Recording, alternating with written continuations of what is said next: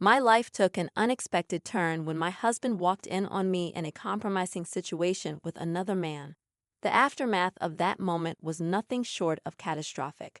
His immediate reaction led to a 5-year jail sentence, my family's disdain, and my overwhelming self-loathing for shattering the image of our seemingly perfect family. I often find myself lost in thoughts of regret, repeating the same self-condemning mantra late into the night, especially when the silence in my once happy home becomes too loud to bear. My children, who were once the center of our universe, are no longer here. My ex-husband despises me with every right to do so, and my immediate family is torn apart. I never managed to forgive myself for the selfish act I committed back in 2015, right after turning 39. I now confess that I took my ex-husband for granted. He had always shown me love, complimenting my beauty daily and seeking intimacy regularly. He treated me as an equal, not a queen or princess, for we were partners in the truest sense. Our journey started in high school, and we remained each other's sole and steadfast companion. Everything felt just right. My family adored him, and my brother looked up to him as a role model. He had helped countless people in difficult situations, always the one they called when in trouble. Through the years, he proved himself to be a good man. We were blessed with 2 strong-willed sons, who, at the time of this incident, had grown into 2 wonderful young women. But over time, I let myself go, feeling self-conscious about my weight. He continued to tell me I was beautiful, even as we encountered few arguments that were usually about our physical relationship, or rather, the lack thereof on my part. It wasn't that I didn't want to connect with him in that way, but my mood often just didn't align. He understood, and we communicated openly about our desires. However, when I turned 39, my birthday party revealed a new version of myself. I had spent an entire year at the gym, practicing yoga and Pilates, and had managed to transform my body from 180 to 135 pounds. It was a remarkable achievement, especially for someone who had always been a bit heavier. My ex-husband also began his fitness journey, shedding pounds and tumming his body, going from 260 to 225. His desire for me only intensified, and he couldn't keep his hands off me. We went on dates, danced, and took regular walks.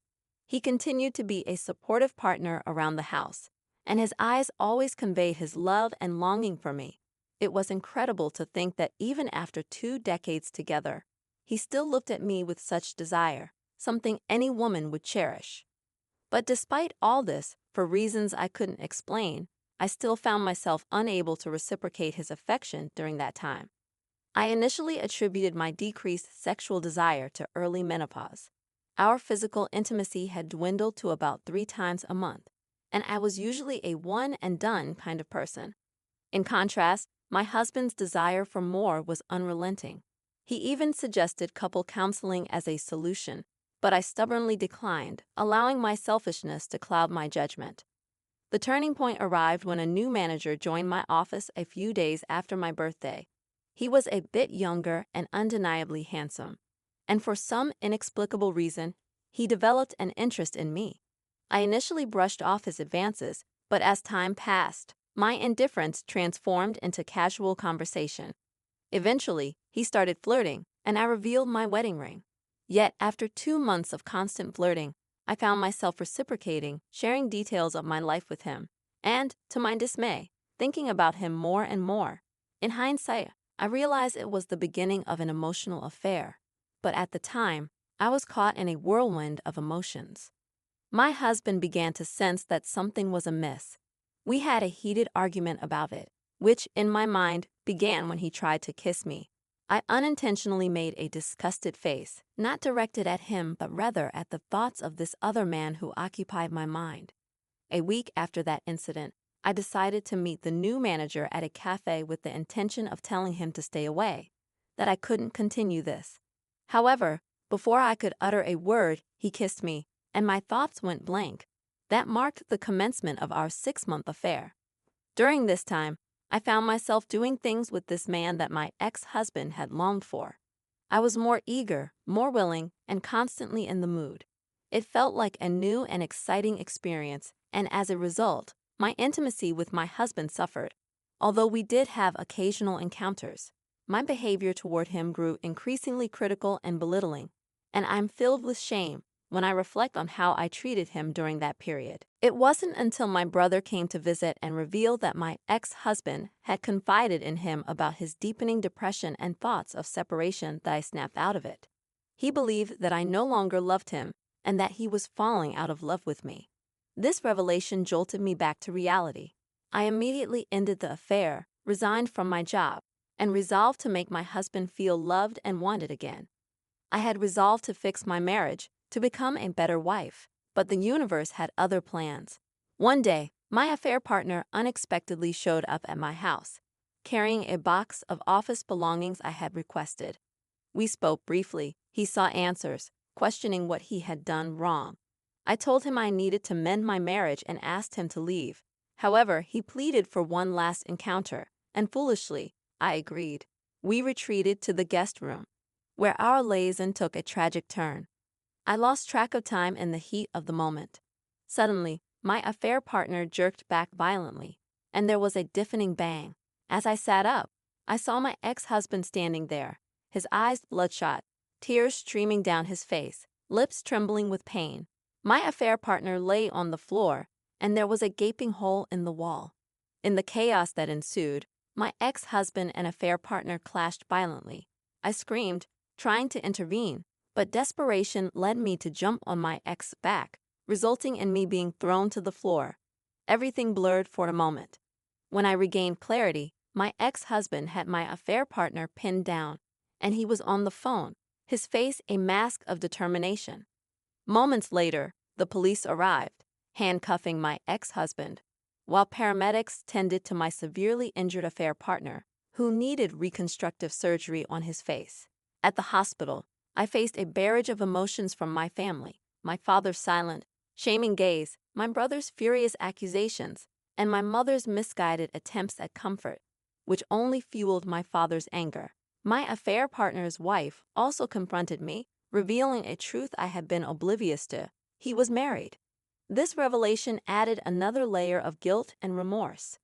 In the aftermath, my boys stayed with their grandparents, refusing to talk to me. My daughters were equally distant. My ex-husband, too wounded to see me, refused my attempts to visit him in jail. Despite my brother's efforts, he ensured my ex was transferred to a correctional facility, where he would serve his sentence, a stark reminder of the irreversible consequences of my actions. To keep an eye on my ex-husband during the trial, I asked my brother if he could relay a message for me. His response was bitter, telling me to go to hell.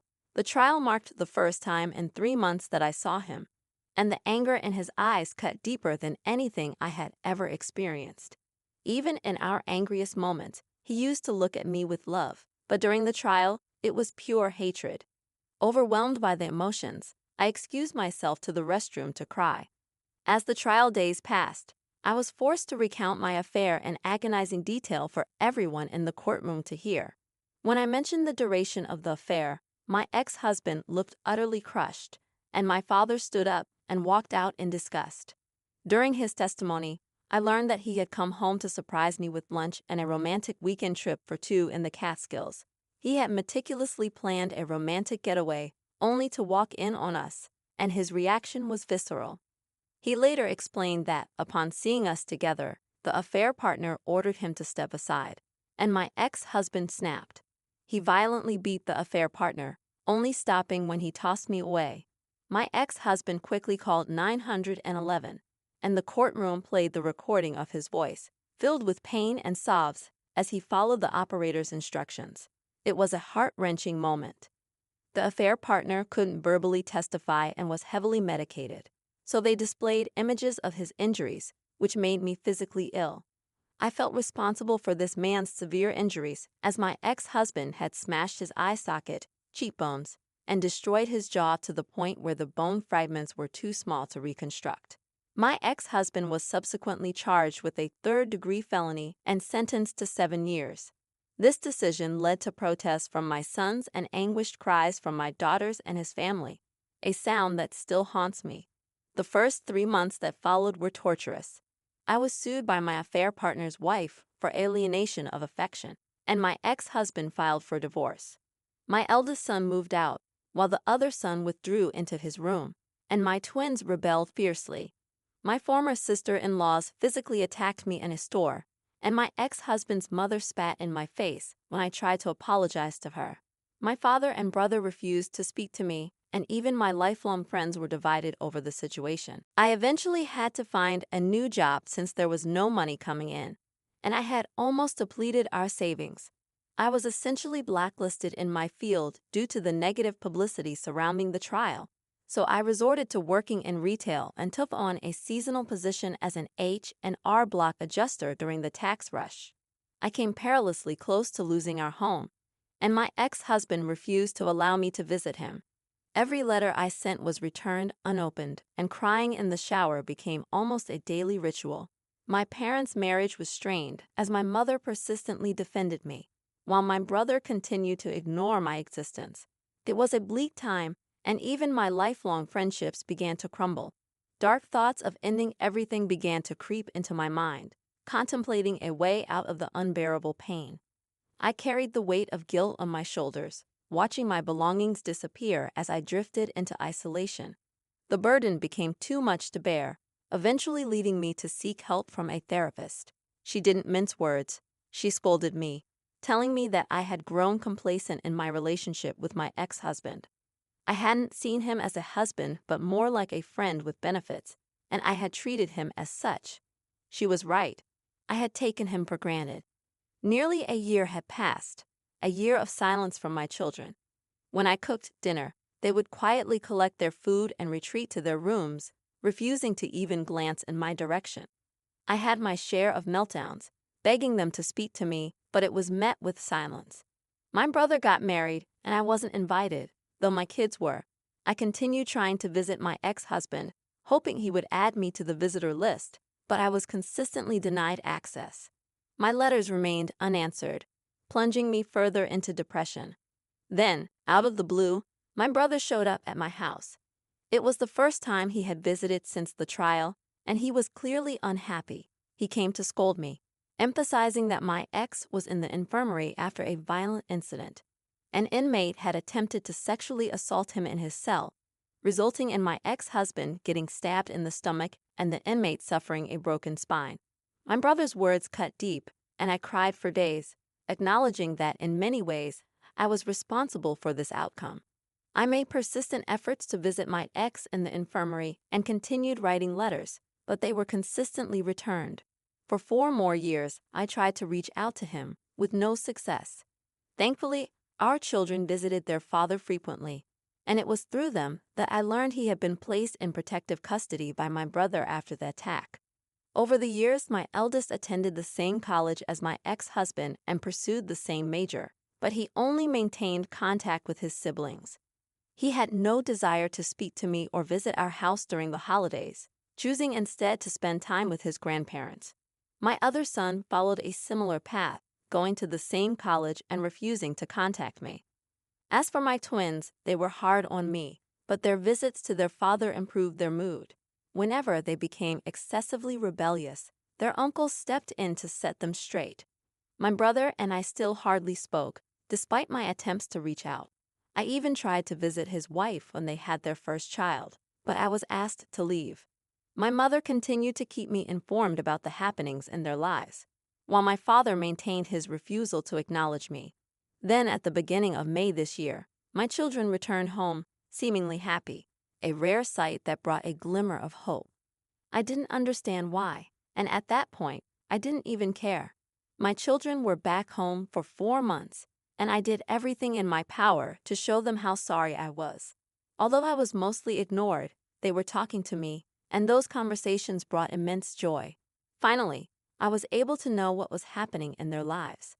My eldest had been dating a woman for over a year. My second-born was excelling on a college track team, and even my girls were starting to talk to me again.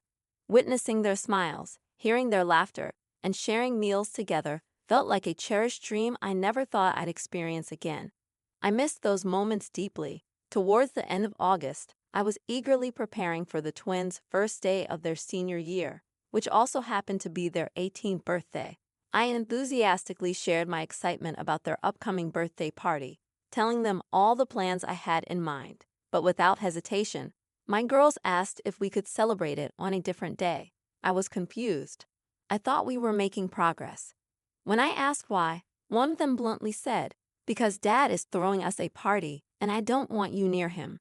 Her words stunned me. I inquired when their father was released, and they informed me that he had been out since the end of April due to good behavior. The news shattered me. He was back in their lives, and they seemed happier because of it. It wasn't our healing they were enjoying. It was having him back. I asked where he was staying, and they revealed he was living with my brother. Driven by desperation, I tried reaching out. I attempted to call him, went to his place holding all the letters he had returned throughout the years, and glimpsed him briefly through the door crack. I cried out his name, but my brother promptly asked me to leave. I handed him the letters and departed. As I reached the driveway, I heard his voice and turned around, only to be met with his cold rejection. He handed back my letters, emphasizing, "You forgot this." My pleas fell on deaf ears as he walked away. My children, witnessing the scene, stared at me, their eyes void of love. In that moment, I realized that my children were merely tolerating me. Despite the overwhelming odds, I still clung to a sliver of hope. I wanted to fix this, to tell him how profoundly sorry I was for my selfishness, for destroying what we once had. I longed for the chance to express how much I missed him, how deeply I regretted my actions. I yearned for him to forgive me, to talk to me, to be by my side again. I wanted our family reunited, but deep down, I knew I didn't deserve it. Even if, by some miracle, we were reunited, it could never be the same. My selfishness had irreparably altered everything, and I wished I could turn back time and undo the damage I had caused. Now let's delve into the opinions from the community.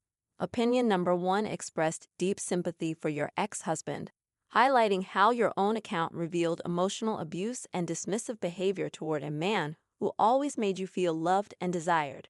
This person emphasized the importance of surrounding yourself with friends who hold you accountable for your actions, rather than those who condone your behavior. They advise you to work on yourself and seek therapy to move forward. Opinion number 2 offered a stark perspective, suggesting that it might be best for you to stop trying to reconnect with your past family, as your attempts could be perceived as harassment. The advice was to acknowledge the irreparable damage and respect the boundaries set by your ex-husband and children. Opinion number 3 emphasized the gravity of the situation, pointing out that your children cut ties with you due to the severity of the events. They stressed the need to respect your ex-husband's choice to distance himself and advised you to focus on moving forward, improving your relationship with your children, and being realistic about the future. This opinion emphasized the importance of accepting the situation rather than holding on to unrealistic dreams. As for the viewers, they were encouraged to share their thoughts, subscribe, and like the video to support the channel. The overall sentiment expressed was one of understanding the tragedy of your situation, but urging you to accept the reality and move forward for the sake of your own well-being.